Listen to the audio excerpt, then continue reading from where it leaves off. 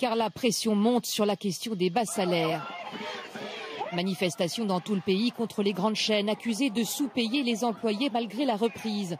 McDonald's ou encore les hypermarchés Walmart ont augmenté les salaires pour atteindre péniblement 10 € de l'heure. On est loin du bonheur à 66 000 € par an. Alors est-ce qu'augmenter les salaires, ça suffirait ? Mais alors sous cette forme, évidemment, c'est presque risible. Si vous voulez, c'est le genre de gadget bien fait pour amuser la galerie. S'il faut attendre du miracle de la vertu patronale, l'amélioration de la condition salariale, vous comprenez, on n'est pas rendu. Et puis c'est une autre manière finalement de souligner, à contrario, que les salariés sont toujours sous l'empire du patron. Et c'est bien ça le cœur du rapport, salarial que je voulais indiquer.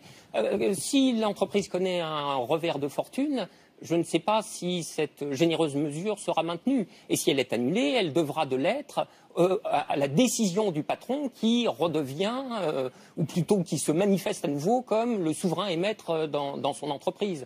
Donc je sais bien que lorsqu'on insiste sur ce caractère de domination qui est au cœur du rapport salarial, les gens sont tentés de croire que alors on est resté collé à la version germinale du salariat.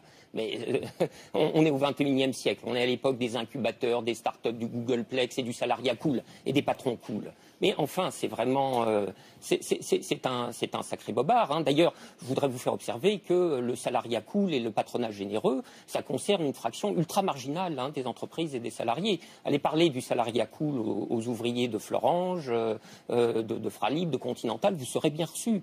Bon, et la deuxième chose, c'est que même le salarié le plus cool de l'entreprise la plus cool, au patron le plus cool, si un jour les choses tournent au vinaigre, on lui montrera de nouveau la porte et la menace par la porte, c'est-à-dire le retour à l'équation de base de la survie. Tu vas devoir trouver un autre capitaliste auprès duquel t'employer, etc., etc. Et donc, si vous voulez, quand les choses vont bien, c'est possible de se raconter des histoires. Mais la réalité des institutions, elle est donnée en période de crise. C'est là qu'on voit vraiment ce qui est à l'œuvre et quelle est la réalité des rapports de pouvoir. Et ça sera probablement pas celle des augmentations vertueuses du patron samaritain.